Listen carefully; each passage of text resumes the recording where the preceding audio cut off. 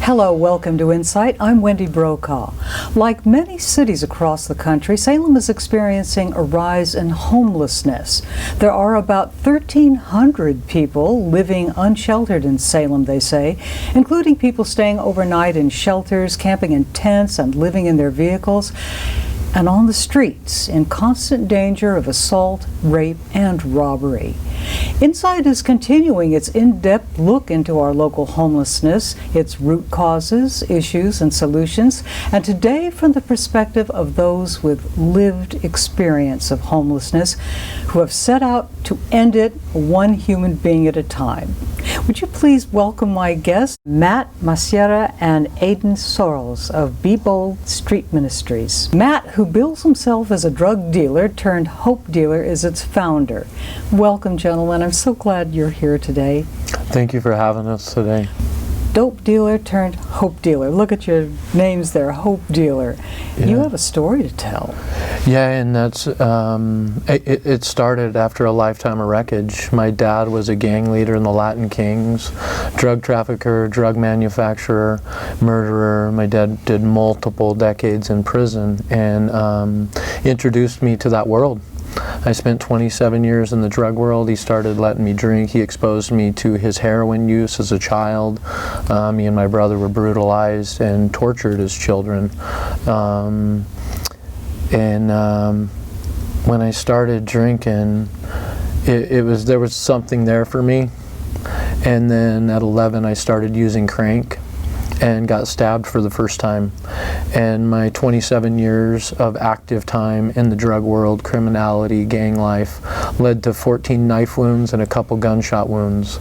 And I used to call those activities fun, which is, and today everything's different. God changed my heart. But I was addicted to deadly mind-altering substances, ended up being homeless in the streets of Salem for about a decade as an adult. But my first experience with homelessness was as a youth over on Market Street before the big car dealership was there outside of Skate Palace.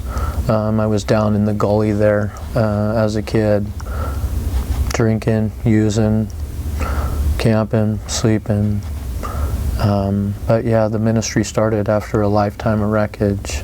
And so saved from the streets to go back to the streets with a totally different message, because my message prior to the ministry was pain and suffering and death,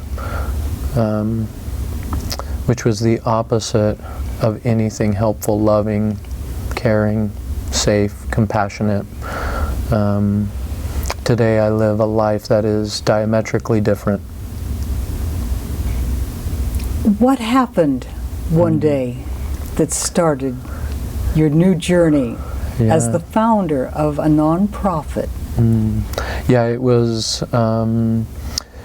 it was after my identical twin brother had ended up taking his own life and put a sawed-off 22 to his head 20 years ago this last June 1st. And that wasn't enough for me to stop, but that was one of those fulcrum moments that kind of had me set on a trajectory. And then there's a man, he is one of my pastors, his name is Pastor Matt, and he had continued to show up in my life. I've known him for about 32 years and continued to love me and hold me accountable and share the truth of God's Word with me, that there was a price that was paid and I could be forgiven for my sins. What an extraordinary, rather devastating story. Something happened, and it has to do with water. Yes, it does. Yeah, so just 9 years ago, the end of this last April, I was coming over back into downtown Salem from West Salem, and I was just going, God, what do you want me doing? And he made it clear in his word, and I'm just going, and just this impressed on my heart, go get water. Because I remember being on the streets. I was literally drinking creek water, river water, and then all the physical maladies that come with that. I would have given my dominant arm for a clean drink of water. And so that was just impressed on me. I went into a downtown store, picked up 5 cases of water, went to one of the places that I used to use drugs and sell drugs, the Marion Square Park, and had to go get more water, and was able to interact with 168 different people that day. And that's where, you know, the ministry started with water bottles. So, Be Bold Street Ministries started with something so simple as a gesture as giving water to someone in need. Yeah. What brought you into Be Bold Ministries? You're now a team leader. Yeah. So I was about 10 years old when I started smoking weed and cigarettes, and then when I was 12 years old I ran away from home and just fell into a life of wreckage, right? A life of darkness, everything that comes with the streets. And I spent the next 11 years, I was 23 when I got off the streets, and that's when I went to prison before my daughter was born, or a month after she was born, I'm sorry. But I just lived the better part of a decade out on the streets all over Salem, but majority of that time was spent out in Wallace Marine Park, which is one of the largest encampments in the state of Oregon. And they kept coming out. People kept coming out, you know, almost 10 years, just reaching out to us. And like, I would take what they had to offer, but I didn't want nothing to do with them. I was so misguided that like I'd practiced other religions, and you know, I didn't call it this at the time, but you either worship God or you worship the devil. And I was practicing witchcraft. I had a different name for it, but at the end of the day, that's what it was. And so I thought that they were the devil. I thought that they were the enemy, right? Which is, scripture says it. And so I just kept living a life of wreckage, and what I now know to be God got a hold of my heart before my daughter was born and said, Aiden, you got to stop. And so I got clean. My daughter was born. I went to prison. I got out of prison. And as soon as all accountability was taken away, I started using drugs again, and I started just being a fool again. And I ended up in a situation where I was going to lose my daughter. I was completely convinced 100% that I lost her. And so my only options were the darkness that I came from, or to place my faith in the death, burial, and resurrection of Jesus Christ to be forgiven from my sins. At that point, I didn't care about anything else. This was in October of 2022, and a couple months later, God set me free from all my addictions, and I'm coming up on 2 years completely sober off everything. And now I couldn't even imagine my life looking the way that it does today, right? And you know, God's in the process. Like, God can do whatever He wants. Like, I'm a multiple convicted felon. I've been to prison. I spent 16 years of my life addicted to drugs and crime. And next Saturday, I'm getting married to a police officer. With the chief of police approval, because it's not happening without his okay. And it's just a beautiful testament to, like, God can and He will redeem you if you let Him. Yeah. Congratulations on that. That's wonderful. So many of the people that you deal with, including government people, have to work in a more secular world. So as Matt and I were talking about the role that you play in our community, it is fueled, the passion for it is fueled by your faith. But at the same time, you're doing things that are quite practical for people that they need to do in order to accomplish your mission, which is get them off the street, is get them to that better life that you just inside know that they deserve.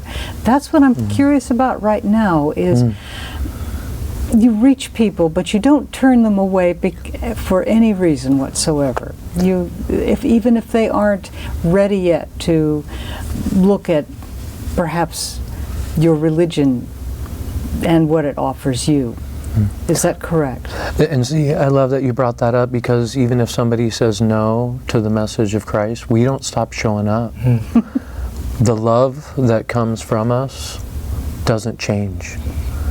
We continue to walk side by side with people. We would continue to offer the exact same connections to services that we would somebody that is a brother or sister in Christ. So those efforts don't change because somebody says no. I said no for a really long time. Yeah. And people continued to show up. And so, yeah, getting people connected to different needed services, medical, dental, transitional living, even faith-based programs, detox, detox. I mean, even Aiden working for Ideal Options, they're able to get it plugged into, if somebody's ready to get off some form of deadly mind-altering substance, then we have the ability to call the people that have the ability to say yes.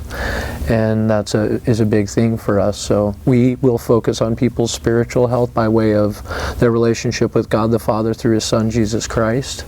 And then these other folks, they fulfill their mission, right? We don't have a transitional living home.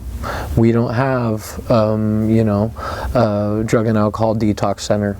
But there are other folks that we work with in the community like Bridgeway. We refer people to their detox on a regular basis. And then we continue to walk side by side with people. So even within the public entities, secular nonprofits, government entities, we do refer, like the LEAD program, law enforcement assisted diversion program, many programs. And then there are services that we don't refer people to. You mentioned that. What services do you not refer people to? Yeah, so we don't refer people to needle exchanges, right, where somebody can go trade in dirty needles for clean needles and also get a meth pipe at the same time, because that is enablement at its core, right? And I don't hurt people anymore. So how do I refer somebody to something that is going to give them the tool and the implement that they need to continue to use the deadly mind-altering substance? And those places, for me, created commerce for me in the drug world. Right? So if I have a one-for-one needle exchange and I take, say 25 needles in, I'm going to keep the ones that I need for my drug use, which it's also saving me money, so I don't have to go to a pharmacy to buy needles. So it's more money towards my drug addiction. And then I'm also going to utilize those other needles for commerce in the drug world. I can trade the other needles for more drugs, and or I can sell them to other people for half the price of what they would pay if they went to a pharmacy. And so it just creates this it's just drug world commerce. It's one of the most unhealthy things that is offered here in our city. So we don't refer to needle exchanges. On the other hand, do you understand why it's allowed? You get pushback from people on your thoughts on these? Yes, yeah, and I understand the premise. I mean, it was started during the AIDS epidemic, the HIV epidemic, so not wanting to see people get bloodborne pathogens, right? And I do. I've actually had people scream at me in reference to my standpoint on that when it comes to specifically needle exchanges, right? And then the response is usually this: well, where there's a will, there's a way. And I'm like, well, yeah, I know, I lived that out. Like, where there was a will, if I was going to get high, I was going to get high. But I didn't need anybody making it easier for me to get high by way of giving me everything I needed to get high, in exception to the drugs. And so I've had people scream at me, but I also know that needle exchanges, there's many people that I personally know, they went and traded in dirty needles for clean ones. They took the clean ones and they went and got the heroin or the fentanyl. They did not survive the overdose and they died. And they used the implement that they got from the needle exchange. And they didn't survive the overdose. So I have the inability to say that's helpful. Can you explain to me us versus them? There's an attitude, and it's entrenched in many ways. People are terrified of people who are on the streets. They don't want them near them. They don't want recovery homes or anything else in their neighborhood. There's so many societal misconceptions in reference to people on the street. There's more than enough denigrating, deprecating statements from others, right? Other neighbors in reference to people on the streets. I experienced it. People walking past me and one fella going, "Hey, lowlife, nobody loves you, why don't you kill yourself?" Excuse me? And that's what was said to me. Somebody said that to you? Yeah, right in the downtown corridor on Court and Liberty. When I was homeless, looked me right in the face and said, "Hey, lowlife, nobody loves you, why don't you kill yourself?" And so folks on the street are unfortunately experiencing those things on a regular basis, because everybody that's on the street is not a lazy drug addict. especially in Oregon, right? We have all these spotlights on us in reference to mental health and so many other things, right? So there's people that could be decompensated mentally, and what somebody is seeing is the symptoms of their clinical diagnosis. But that's just some drug addict, right? Said God never. And how am I supposed to treat everybody? I've been given a clear standard, you know, and so, you know, nobody in elementary school told their teacher when they grow up they want to be in a homeless encampment. If somebody says that they like not being able to take care of their basic hygiene, and at many occasions eating food that is rotten and or unfit for human consumption, or they're whatever it looks like, right, living in the midst of trash and mold and just having all kinds of physical medical maladies due to exposure and the constant release of cortisol in the brain from being in a constant state of fight or flight. If somebody says they like that, they're not doing well. You know, because that's one of those societal misconceptions. They like that life. They like being there. I lived it for a decade. You know how often I liked it? Never. Why would somebody who has the option of perhaps an overnight shelter refuse to leave where they are out of reasons that people don't understand? That you know, well, you have this, why don't you take advantage of it? What's going through that person's mind, male or female? That's one that is really difficult for people to leave their animals. Most people, many people say no when they are offered housing services if they're not able to take their pet with them. And so that's a big barrier. But then one of the only options that we're aware of that allows animals is one that we never refer to, low barrier shelters, because they allow the use of drugs on site at those locations. Many people I've talked to have said that there's a loyalty that they develop with some of the people that they can trust, and they don't want to leave those people behind. Yeah, it was false. I was bogged down by that, right? Like I never wanted to leave my people, right? But it's like we're all sick, and I had a chance to go and get the medicine, and now I get to bring it back. That's how I look at it now. You know, there's also the legal component, right? Like it wasn't as bad as I thought it was, but I stayed a lot longer than I probably would have liked to because I didn't want to go to prison, right? You know, so in my life, I had created consequences that I didn't want to face, right?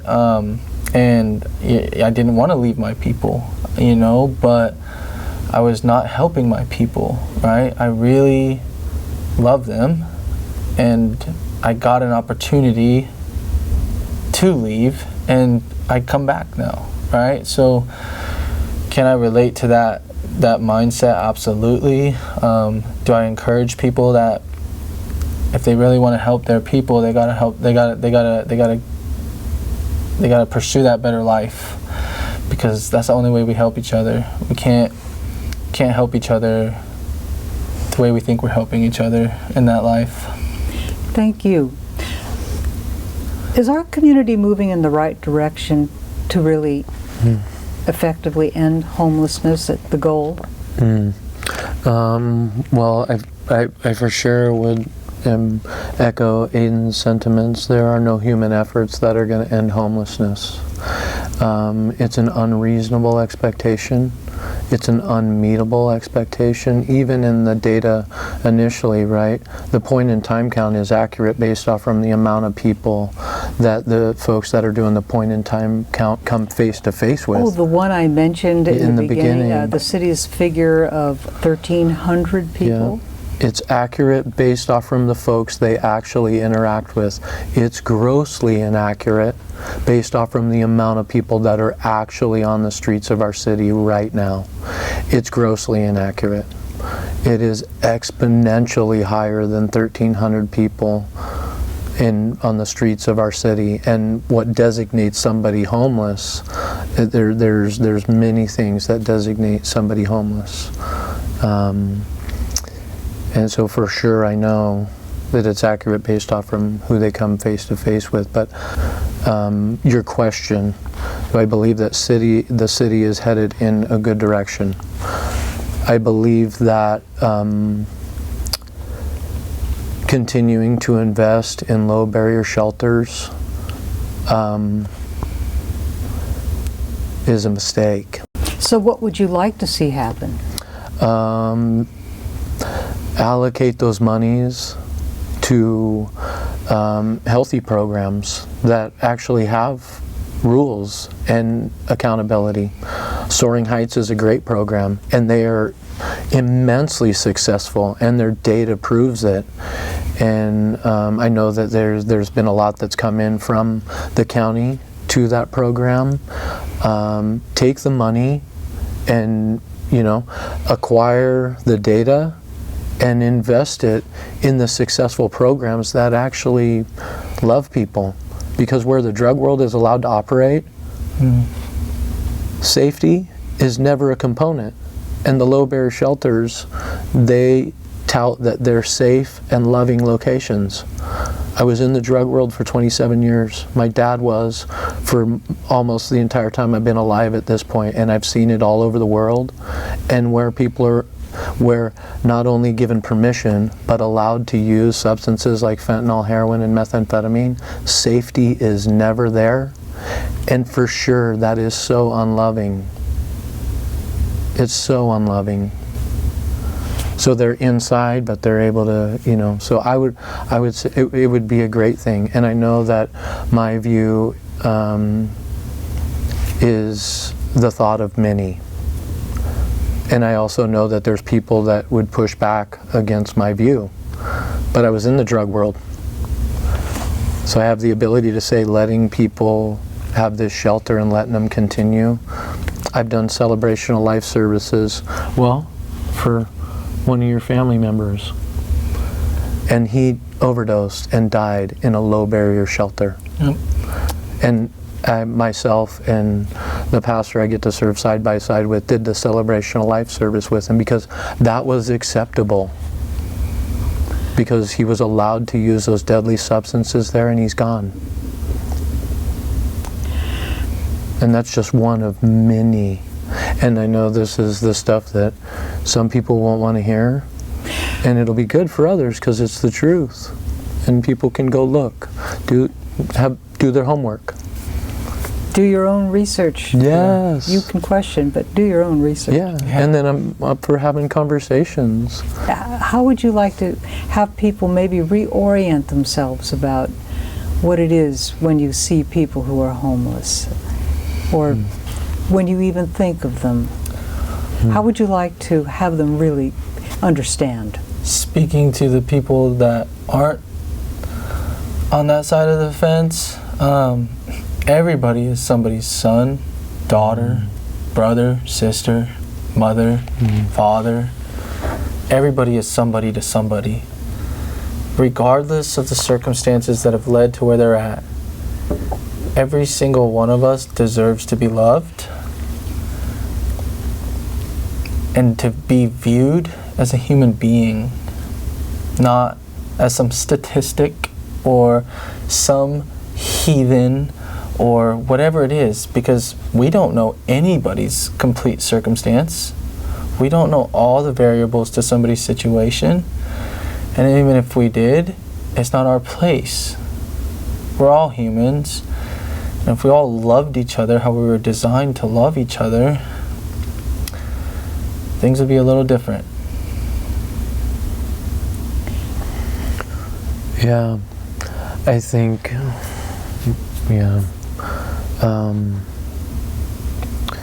just even with the question, it just brings up all these interactions that I had when I was on the streets, right? And I was considered less than.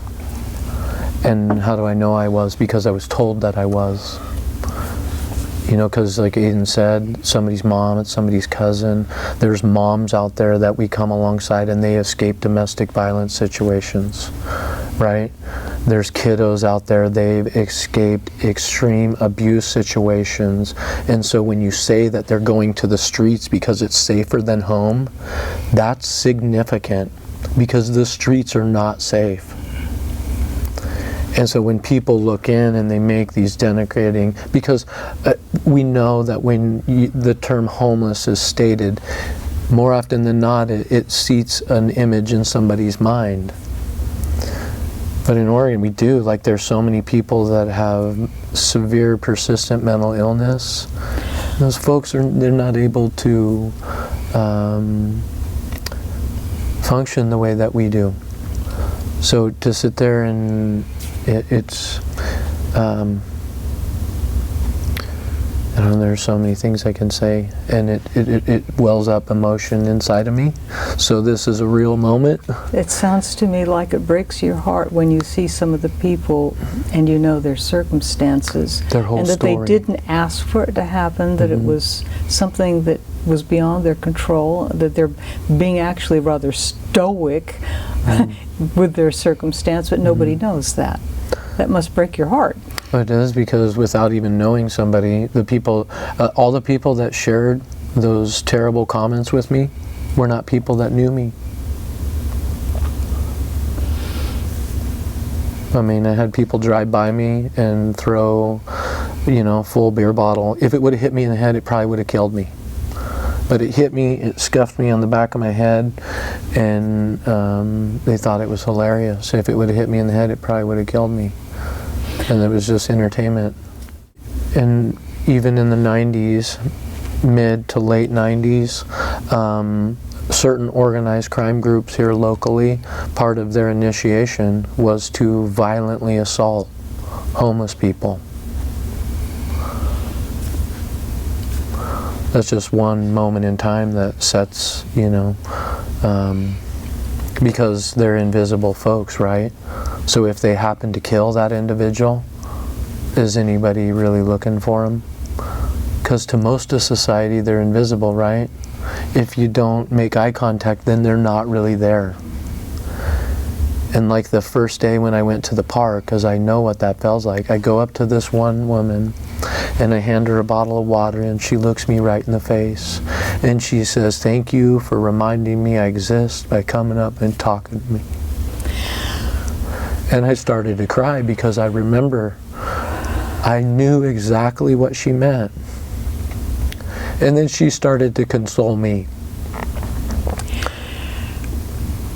Matt, how can people help you with your mission?